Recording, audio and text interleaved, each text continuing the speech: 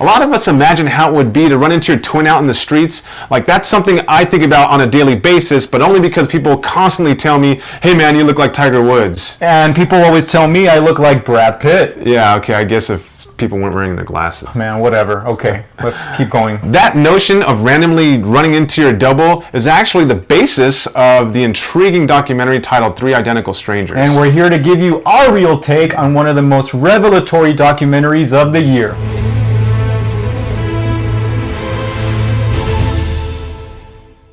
Three Identical Strangers is directed by Tim Wardle, and it explores the story of triplets who are separated at 6 months of age, and when they turn 19 years old, they reunite just serendipitously, and when they find out about each other's existence, they come to the shocking realization that they're pretty similar, and they have a lot of similar tastes. Like, they have the same taste in women, and they smoke the same cigarettes, for example. They all wrestled. And yeah, and then that just scratches the surface of this movie. This movie takes a really unexpected dark turn when you find out that they're part of this social experimentation that is highly unethical.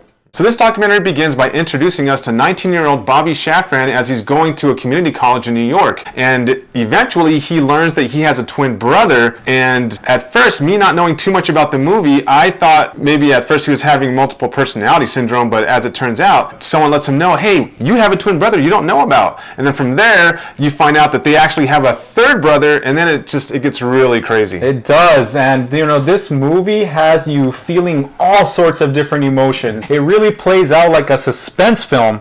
It's really it really kept me at the edge of my seat, because even though this movie shocks you as these brothers are discovering that they exist, you know, right, and discovering things about themselves that, you know, are surprisingly similar, even though the movie doesn't shy away from exploring their differences as well, it really plays out very, you know, it's a lot of tension throughout the movie that keeps you like excited, you know. The more you start to learn that their situations were by design, the more it reels you in. I mean, you have Bobby, Eddie, and David, the triplets, and they all came from different demographic backgrounds, and they were all adopted by different, you know, families. Right. Yeah, and they were all adopted from the same adoption agency. That's right. Yeah. So there's like a like dark a mystery, mastermind behind this whole thing. Because then when the adoptive parents begin to find out that they all were adopted from the same agency, they all take it upon themselves to kind of go there and find out why they were separated at birth, because of course, like, all sorts of issues come up about their separation and the effects, the long-term effects that it has on their lives. Depression, you know, and all these problems that they have. At first they show these boys as being celebrities, and they're media darlings, they're partying and all that, but then of course that lifestyle kind of is a factor in their struggles, and then consumes them, and you know, one of the brothers, and we don't want to get too specific, but one of the brothers suffers from manic depression, and there's all sorts of issues that happens between them. And one of the interesting things that the documentary also does is that it shows you how other twins, specifically these two female twins, were also part of this social experiment in basically nature versus nurture, whether, you know, how much your nurture changes you or how much your nature takes over, of course. And it's the same situation with these two females. You know, they're very similar, but they both also suffer from depression, and it's very interesting to see how the movie explores that territory. Right, exactly. This is a movie that basically starts off as being funny and a cute story, and then it gets darker as you start seeing them really delve into this investigation of trying to find out why they were separated at birth. You really can't help but love this story. It's so heartwarming, and then the charisma of these brothers just really jumps off the screen. I mean, they're always, when they're together, they're having fun, they're hugging, they're dancing, they're shimmying. Yeah. They have this trademark smile in all their pictures. It was a wonderful thing to see. That's right, yeah. And also some of my favorite scenes in this documentary involved Natasha Josefowicz, who was the assistant of Dr. Peter Neubauer. Is that correct? Yeah. So Dr. Peter Neubauer is the psychologist psychologist who is behind these social experiments. And in the scenes where they show Natasha, his assistant, she's an older lady now. She's a character. She's funny. She's a character, man. Like, they go into her house, they show you all her quirks and intricacies, and she has pictures of Obama and, President Obama and Michelle, and, she comments on how Obama once gave her a kiss on the cheek, and she got all excited. Yeah, and I love the part where she shows a picture of her next to Errol Flynn.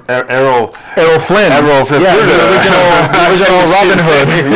Errol Flynn, yeah. Yeah. She said, I thought it was a hoot. Yeah. And so what's great is that she wants to get down to business. She wants to talk about what transpired with these experiments, because everything was kind of like,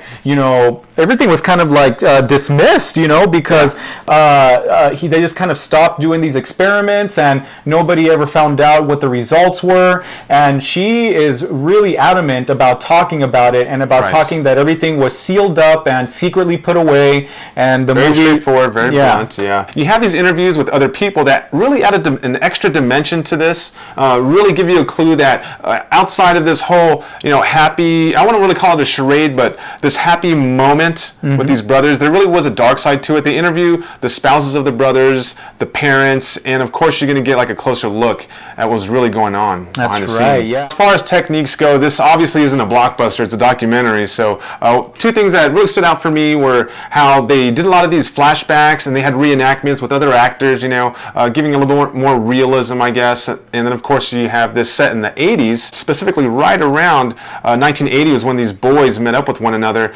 They give you like this kind of vintage filter, so you really do get a sense of being back in that era. Going back to the reenactment, I thought that was great, the way that they took actors to reenact some of the stories these triplets were telling, and even the stories that their adoptive parents were telling.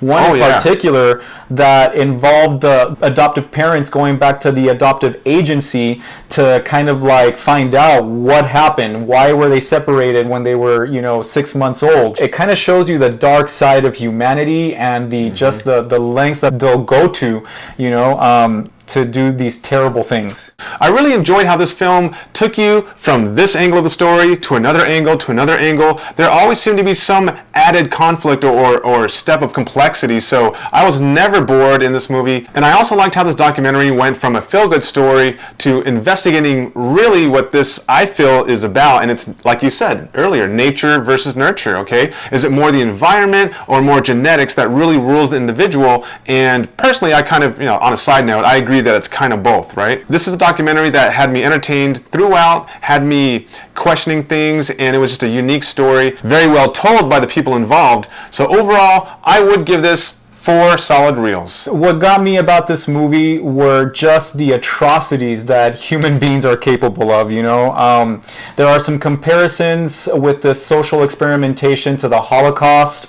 and I think rightly so. I think that what these people were doing was highly unethical. There are some really dark turns in this movie. There are some tragic things that happen to some of these people. I was also very captivated a lot of the time. Again, that suspense kept building up and building up. The investigation gets really mysterious, and I really like that aspect. Yeah, they even have a reporter in the movie. They have a reporter. I'm going to give this movie, I agree with you, I would give it 4 reels out of 5. I guess a little bit more resolution and just a little bit more about what happens in the aftermath of these events I would have liked to have found out more about, but it's a solid documentary. I wouldn't be surprised if it's nominated for awards. It's already won some awards. Multiple awards at festivals. Some film festivals and critic circles, so we'll see. Is this a documentary that could be up for some Oscar consideration, and is it a documentary that might have you questioning whether science is a justification for a lot of travesties in life? And also, we would like to say thank you to the Alamo Drafthouse for bringing such great films and for having great service and great food always. Remember that if you like our videos, please hit that subscribe and bell button.